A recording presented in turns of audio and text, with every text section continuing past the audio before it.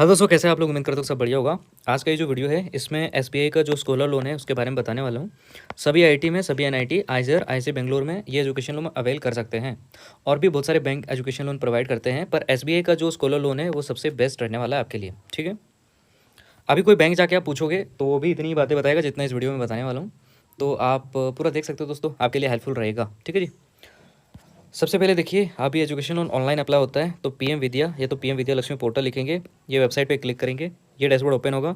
Login वाले section पे click करेंगे, क्रिएट एन अकाउंट पे जाएंगे। पहले अपना अकाउंट क्रिएट करेंगे, नाम, number, email ID, password set करेंगे। फिर हमारा कैप्चा फिल होगा। उसके बाद टर्म्स एंड प्राइवेसी पे क्लिक करेंगे, सबमिट करेंगे, हमारा अकाउंट बन जाएगा। अकाउंट बनने के बाद उसी यूज़र आईडी और पासवर्ड का यूज़ करके ओटीपी डाल के लॉगिन कर लेंगे। मैंने जैसे लॉगिन कर लिया है ये वीडियो बनाने के लिए। लेफ्ट साइड में दोस्तों अप्लाई फॉर एजुकेशन लोन पे क्लिक करेंगे। यहाँ पे आधार नंबर डाल के गेट ओटीपी करके ओटीपी आएगा, उसको फिल करके आप आगे बढ़ सकते हो। मैं तो कहूँगा प्रोसीड विदाउट आधार भी कर सकते हो, कोई दिक्कत वाली बात नहीं है। प्रोसीड विदाउट आधार पे अपना डिटेल यहाँ पे, अपने पेरेंट का डिटेल यहाँ पे, एड्रेस अपना यहाँ पे, अपने पेरेंट का एड्रेस यहाँ पे। उसके बाद अपना 10th 12th और ग्रेजुएशन का डिटेल यहाँ पे। यहाँ पे दोस्तों अपना पेरेंट का डिटेल ऐड करना है कि उनकी हाईएस्ट क्वालिफिकेशन जो है वो क्या रहेगी।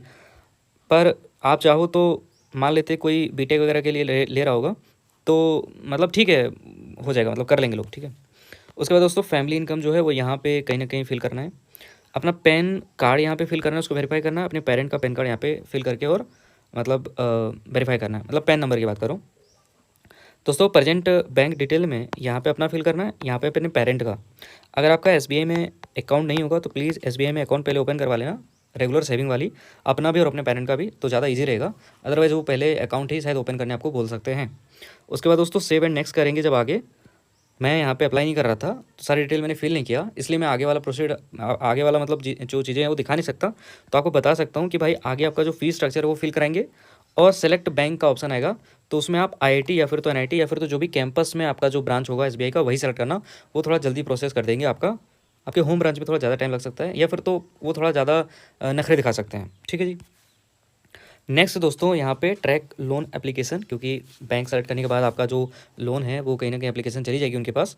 तो यहाँ पे सेलेक्ट एप्लीकेशन पे क्लिक करोगे और आप देख सकते हो कि आपने कहाँ अप्लाई किया और कैसा आपका अभी एप्लीकेशन स्टेटस है।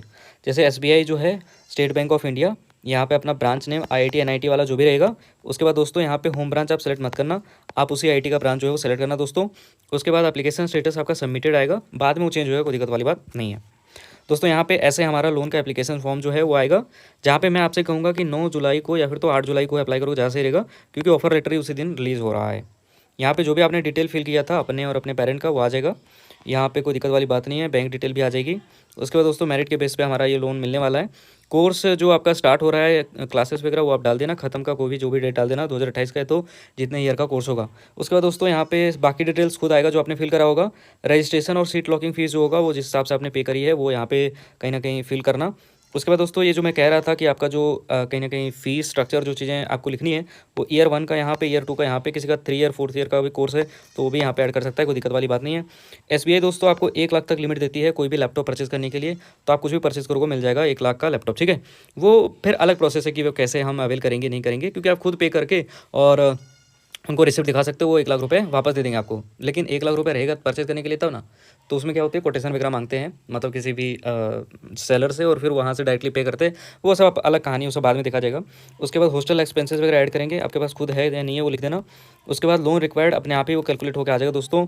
उसके बाद यहाँ पे बात करेंगे नंबर ऑफ़ इंस्टॉलमेंट्स, यहाँ पे जो भी 40 50 60 सेलेक्ट करोगे आप, उसी हिसाब से आपकी ईएमआई हर महीने की बन के आएगी। और ये जो ईएमआई स्टार्ट होगा दोस्तों, मान लेते हैं कोई 2026 से 28 वाले सेशन में एंट्री ले रहा है तो 2029 में उसकी कोई ईएमआई स्टार्ट नहीं होगी, 2030 से उसकी ईएमआई स्टार्ट होगी दोस्तों।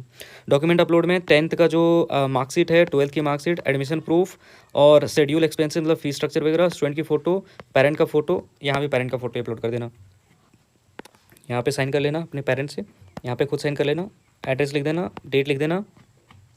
और ये जो फॉर्म है वो हो सकता है आपको बैंक वाले मांगेंगे। ठीक है, तो इतना ही था और क्या था। अब अपने तरफ से मैं कुछ चीज़ें बताना चाहता हूँ आप लोगों को। 9 जुलाई 8 जुलाई को अप्लाई करना, क्योंकि ऑफर लेटर आने के बाद ही आपको एजुकेशन लोन मिल सकता है, उससे पहले नहीं मिलेगा। ठीक है, सबमिट करने के बाद आप एक मेल कर दीजिएगा बैंक को, जहाँ से रहेगा थोड़ा जल्दी प्रोसेस हो सकता है। और फिर यहाँ पे वो डॉक्यूमेंट मेल के थ्रू ही मांगेंगे, आप उनको मेल नहीं करोगे, कॉल नहीं करोगे तो वो खुद ही 1 से 2 दिन के अंदर ही आपको ही मेल कर देंगे। तो इस चीज़ का ध्यान रखना है, तो कॉल करेंगे डायरेक्टली।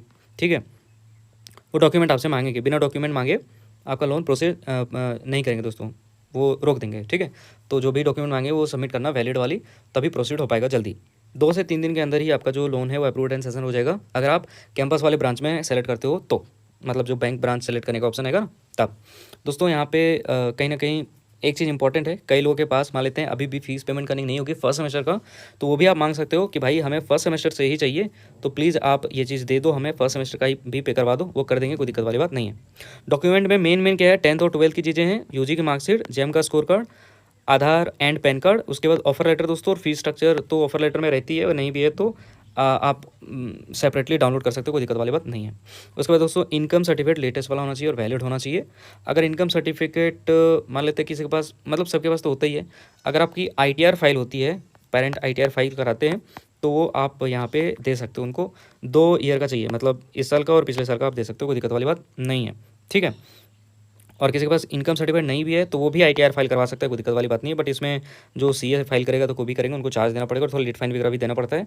खैर ये सब बातें हैं तो ठीक है। अब इसके बाद दोस्तों, इसके बाद तो कुछ है नहीं, ठीक है, इसके बाद तो कुछ भी बात नहीं है। इसके बाद कोई भी आपको डाउट होता है तो आप मुझे कमेंट सेक्शन में पूछ सकते हो, या फिर तो केमिस्ट्री विद अरविंद, या फिर तो इंस्टाग्राम पे अरविंद कुमार विश्वकर्मा मेरा नाम लिखना, वहाँ पे डायरेक्ट मैसेज करना दोस्तों, वहाँ पे बात करेंगे। चैनल पे नए हो दोस्तों तो चैनल को शेयर कर सकते हो, या फिर तो आप सब्सक्राइब करके रख सकते हो। यह वीडियो का अंत, थैंक यू।